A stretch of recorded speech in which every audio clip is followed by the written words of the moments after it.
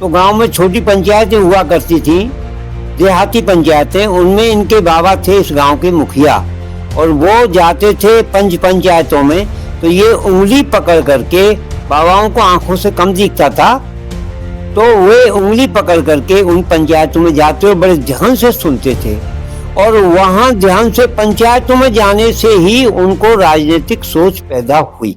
नमस्कार साथियों, स्वागत है आपका टेट बात पर। मैं मोहित गौड फिर से जुड़ चुका हूं आप लोगों के साथ। आज हम मौजूद हैं नंदवाई विधानसभा क्षेत्र के अटारी गांव में। अटारी गांव काफी चर्चाओं में रहता है और आपने भी इस गांव का नाम सुना होगा, क्योंकि पिछले कुछ सालों से ये गांव चर्चा में आ रहा है। और ये गांव है हमारे राजस्थान के नए मुखिया सीएम भजनलाल जी का ये गांव है, और हम उनके ही घर के पड़ोस में बैठे हुए हैं। ये सामने जो बाबूजी हैं वो उनके गुरुजी रह चुके हैं और गुरुजी हैं, तो इनसे हम उनके राजनीतिक जो करियर है, कैसे स्टार्ट हुआ, क्या क्या दिक्कत, क्या क्या समस्याएं उनके सामने आई, उन चीजों के बारे में इनसे चर्चा करेंगे। और कहाँ तक वो विकास कार्य कर रहे हैं और क्या क्या गांव वालों की उम्मीदें हैं, क्योंकि इनके पास सब बड़े बुजुर्ग हैं ये, तो इनके पास सब बैठते हैं और अपनी खामियां और जो जो विकास कार्य हैं उनके बारे में बताते हैं। तो इनसे हम चर्चा करते हैं उनके बारे में कि किस तरह के उनने अपना राजनीतिक करियर स्टार्ट किया और क्या क्या वो विकास के नजर रखते हैं, क्या क्या चीजें आगे बढ़ाएंगे। नमस्कार बाबूजी। नमस्कार साहब। क्या नाम है बाबूजी आपका? मैं बद्री प्रसाद शर्मा, रिटायर्ड अध्यापक हूँ, और आपके पधारने पर, गांव में आने पर आपका हार्दिक स्वागत है, हार्दिक अभिनंदन है। आपकी टीम जो हमारे सीएम साहब के बचपन से लेकर के राजनीतिक करियर के विषय में जो आप मालूम करना चाहते हैं, उस विषय में मेरे ये विचार आप लोग बड़े ध्यान से सुने। ये जिस समय बचपन था इनका, तो गांव में छोटी पंचायतें हुआ करती थी, देहाती पंचायतें, उनमें इनके बाबा थे इस गांव के मुखिया, और वो जाते थे पंच पंचायतों में, तो ये उंगली पकड़ करके, बाबाओं को आंखों से कम दिखता था, तो वे उंगली पकड़ करके उन पंचायतों में जाते और बड़े ध्यान से सुनते थे, और वहां ध्यान से पंचायतों में जाने से ही उनको राजनीतिक सोच पैदा हुई। और फिर वो इस गांव में रहते हुए उन्होंने विद्यार्जन भी किया, गांव के स्कूल में पढ़े, बाहर भी पढ़े, 10वीं क्लास तक उन्होंने नदवे हायर सेकेंडरी स्कूल से भी किया, कॉलेज शिक्षा भी ली, और उन्होंने बीएड शिक्षा भी यहाँ से प्राप्त की। ये बनना चाहते थे शिक्षा के रोजगार अध्यापक, लेकिन भगवान जो करता है वो किसी को दिखाई नहीं देता। इन्होंने अपने इस बीएड करने के साथ साथ गांव में विकास कार्य के लिए इनकी सोच बड़ी अलग थी। एक बार गांव में डकैती हुई और इनके घर में ही डकैती हुई। उस समय यहाँ एक रामेश्वर दयाल गौड़ जो है वो थे यहाँ एसपी थे, पुलिस सुपरिटेंडेंट। तो उन्होंने यहाँ गांव में आने के बाद कहा कि भाई ये इतनी दूरी पर है, रास्ता है नहीं, तो यहाँ आने में पुलिस आएगी, तब तक तो आप लुट जाएंगे, तो आप बंदूक कराइए अपने नाम, जिससे स्वयं रक्षा कर सके। तो बंदूकें कराई इन्होंने, कहकर के लोगों को जोड़ानी, डरते थे पहले, और जोड़ करके इन्होंने फिर गांव में गश्त लगाना शुरू किया। चोरों का गांव से बिल्कुल सुप्रथा बिल्कुल नहीं आते थे। फिर ऐसी स्थिति हो गई कि गांव में इन्होंने एक युवाओं का दल खड़ा कर दिया, जो गांव के चारों ओर बैठ करके गांव की वो हमेशा रखवाली करते थे, और चोरों को आने से बंद कर दिया। फिर उसके बाद में इनकी धीरे धीरे जैसे जैसे आयु बढ़ी, कॉलेज में प्रेसिडेंट भी रहे, वहां से फिर इनका राजनीतिक करियर शुरू हो गया। और फिर इनको मौका मिला 2000 में, ये गांव के सरपंच के लिए इनको बहुत जबरदस्ती कह करके इनको सरपंची के पद पर लड़ाया गया। नहीं, स्वयं की इच्छा नहीं, घर वालों की नहीं, लेकिन हम सब ने कहा, इनमें कुछ ऐसा दिखाई दिया कि नहीं, इनको सरपंच बनाना है, तो ये सरपंच बन गए। और सरपंच से पहले भी इन्होंने, यहाँ के सांसद थे एक गंगाराम कोली, उनसे इन्होंने अपना परिचय बढ़ाया, प्रेम बढ़ाया, और उनसे गांव में ला करके खरंजा करवाया। पंचायतों को कोई नहीं मिलता था, उस समय सरपंच भी नहीं थे, लेकिन उन्होंने विकास में अपना पहला काम गांव में ईंटों का खरंजा करा करके बहुत बढ़िया रास्ता बनवाया। उसके बाद में फिर ये सरपंच हुए, तो सरपंच होने के बाद में इनके जीवन की राजनीतिक कैरियर तो शुरू हुई, लेकिन इसके साथ साथ सरपंची का कार्यकाल इनका आज भी सुनहरी कार्यकाल माना जाता है। इन्होंने अपने कार्यकाल में एक गांव के लिए स्वास्थ्य केंद्र, प्राथमिक स्वास्थ्य केंद्र के लिए उस समय राज्यसभा सांसद अग्रवाल जी थे, रामदास अग्रवाल जी, उनको गांव में बुलाया, उनके मद से डिस्पेंसरी को पैसा लिया और उसको बनवाया। इन्होंने जमीन नहीं मिल रही थी गांव में, तो अपने निजी पैसे से अपनी सरसों को बेच करके इन्होंने लोन दिया, पहले किसी से लोन चुकाने के सरसों बेच दी और सरसों बेच करके फिर इन्होंने उस स्वास्थ्य केंद्र को बनवाया। तब ये सरपंच भी नहीं थे उस समय पर, सरपंच हो गए थे उस समय सरपंच हो गए हाँ, थे। सरपंच मतलब हो गए। कि एक देखो जैसे शुरू से बचपन से वो अपने दादाजी का हाथ पकड़कर पंचायतों में बैठते थे और वहां से उनका राजनीतिक सोच तैयार हुई, और उसके बाद भी वो जैसे युवा हुए तो एक सोच गांव में उनके घर में डकैती हुई, और ना उन्होंने किसी को दोष देते हुए सरकार मतलब पुलिस से बात की और सभी युवाओं को एकजुट किया, गांव के विकास के लिए सबको एकजुट किया और एकजुट कर कर गांव की सुरक्षा के लिए आगे खड़े रहे, सुरक्षा के लिए खुद आगे खड़े रहे, ना किसी की परवाह करते हुए, ना किसी चीज की परवाह करते खुद आगे खड़े रहे। और बाद में वो कॉलेज में गए, कॉलेज में भी प्रेसिडेंट बने और गांव के विकास के लिए इतना मतलब कि खुद के पैसे लगाकर लोन लेकर और फिर जमीन की वो चीजें कर रहे थे। उस समय इसको जो है स्वास्थ्य केंद्र को बनवाया। उसके बाद में इन्होंने गांव के अंदर विद्यालय में आंखों का कैंप लगवाया, उसमें कम से कम, और वो भी कैंप सरकारी पैसे से नहीं, इन्होंने स्वयं जनसहयोग इकट्ठा किया, जनसहयोग इकट्ठा करके और उस पैसे से 70-75 बुजुर्गों की आंखों को बनवाया।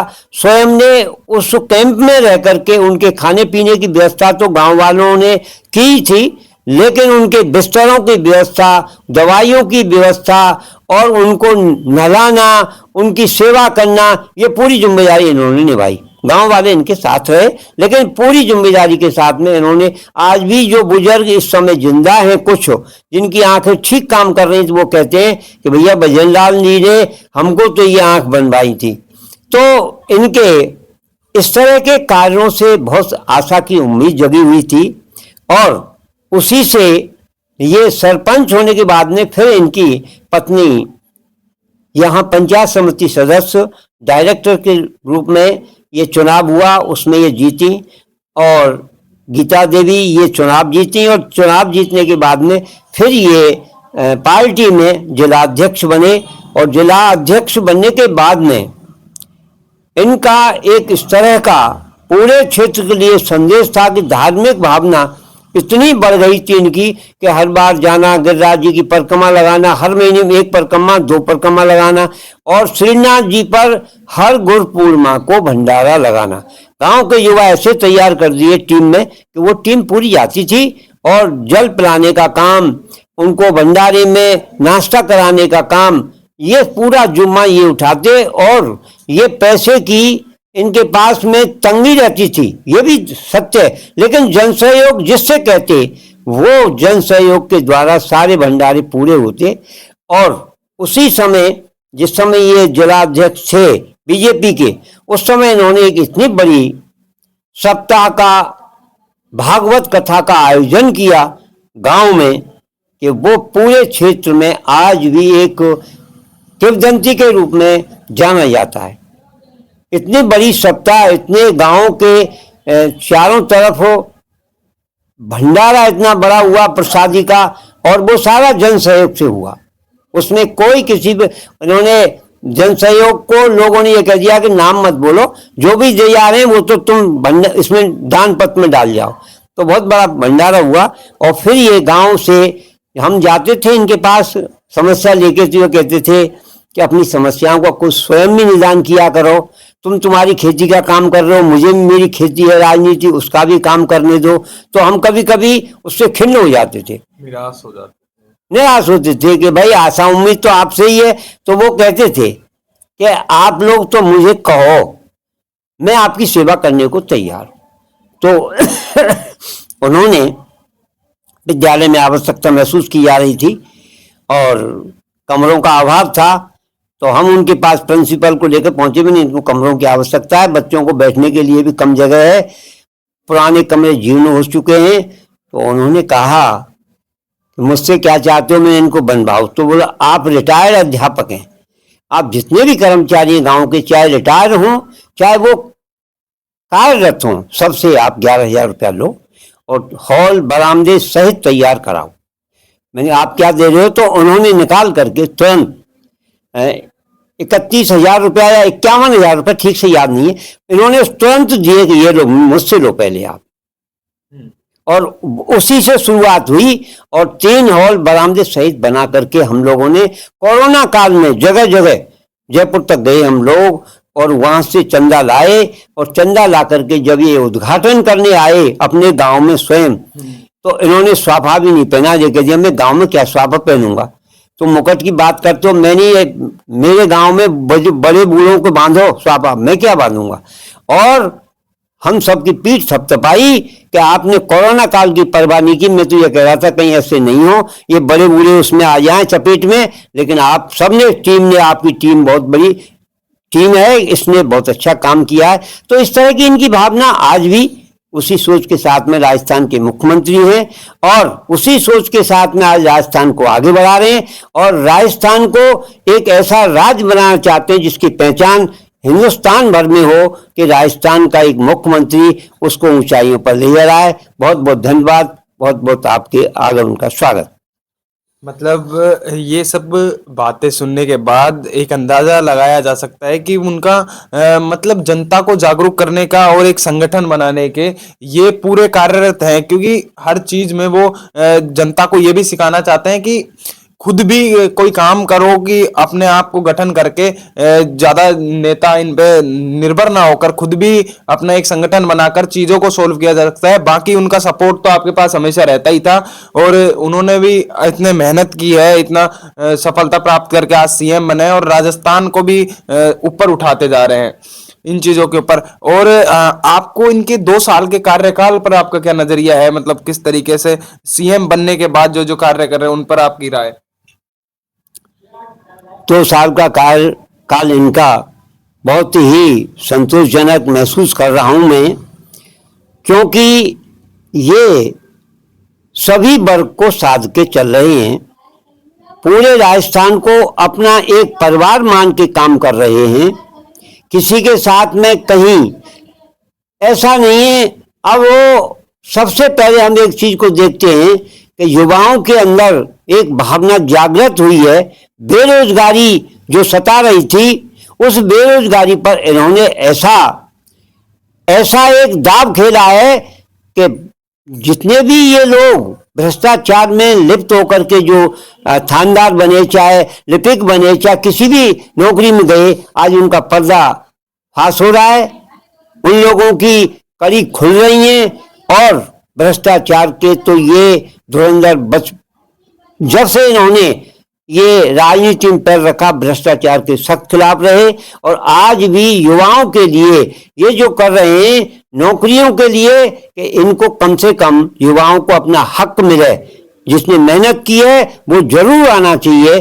तो इस विषय में इनका विशेष ध्यान है, युवाओं को साथ के चल रहे हैं। किसानों के लिए इन्होंने अपनी तरफ से सम्मान निधि भी दी है, केंद्र के साथ में अपना भी हक पूरा किया है और समय समय पर किसानों को मदद भी कर रहे हैं, क्योंकि किसान परिवार में जन्मे हैं, किसानों के दर्द को ये समझते हैं। दूसरे मैं ये भी कहूंगा, विकास के नाम में मैंने इनको एक बार कहा था, मैंने कि भैया तुम भरतपुर क्षेत्र से हो, ये तुम्हारा जन्म भूमि है, जन्म जिला है, तो इसके लिए कुछ करने की, कि पहले बाहर काम होने दो, उसके बाद में मैं गांव को तो बाद में देखूंगा, शहर को बाद में। तो उन्होंने धीरे धीरे कुछ समय के बाद में अब जिले को भी विकास की ओर ले जा रहे हैं और सभी जगह विकास कर रहे हैं। ऐसा नहीं है कि ये अपना पक्षपातपूर्ण रवैया रखते हों, ये सबको समानता के भाव से अपना काम कर रहे हैं, सभी के साथ सद्भावना से रह रहे हैं। मेरी शुभकामनाएं हैं, भगवान इनको और दिन पर दिन प्रगति के रास्ते पर ले जाएं। हाँ, तो जैसा हमने बाबूजी की बातों से सुना कि जो एक बात आई कि अपने गृह क्षेत्र को विकास करो, ये बाबूजी ने भी कहा, क्योंकि सबकी सोच होती है, जितने भी हमने मुख्यमंत्री देखे हैं राजस्थान में, वो जैसे ही सीएम बनते हैं तो अपने 1 डेढ़ साल के कार्यकाल के अंदर अपने गृह क्षेत्र को बिल्कुल चमका देते हैं। पर इनका मानना ये है कि राजस्थान में जिस जगह पे ज्यादा जरूरत है पहले उस जगह को चमकाया जाए, जहां जहां कमियां हैं उनको पूरा किया जाए, और गृह क्षेत्र में भी जो कमियां हैं वो धीरे धीरे यहाँ हम जैसे सर्वे कर रहे हैं तो वो पूरी होती जा रही हैं, वो भी धीरे धीरे पूरी होती जा रही है। कि ऐसा इनका नजरिया नहीं है कि मैं इस जगह जन्मा हूं तो इस जगह को पूरा राजस्थान में सबसे तगड़ा चमका दूं। वो धीरे धीरे सब चीजें राजस्थान का विकास हो रहा है। मैं मोहित गौड़, आज अटारी गांव से। धन्यवाद।